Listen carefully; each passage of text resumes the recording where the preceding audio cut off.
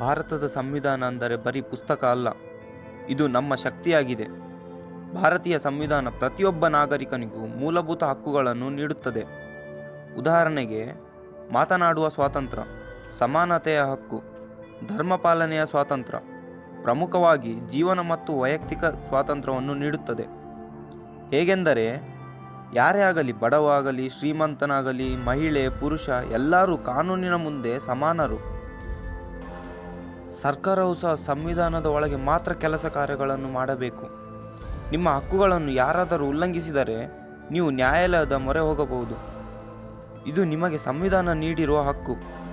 ಸಂವಿಧಾನ ಗೊತ್ತಿದ್ದರೆ ಅದು ನಿಮ್ಮನ್ನು ಬಲಿಷ್ಠ ನಾಗರಿಕನಾಗಲು ರಕ್ಷಣೆ ಮಾಡುತ್ತದೆ. ಈ ಮಾಹಿತಿ ನಿಮಗೆ ಇಷ್ಟವಾದಲ್ಲಿ ಲೈಕ್ ಮಾಡಿ, ಶೇರ್ ಮಾಡಿ, ಸಬ್ಸ್ಕ್ರೈಬ್ ಮಾಡಲು ಮರೆಯಬೇಡಿ. ಧನ್ಯವಾದಗಳು.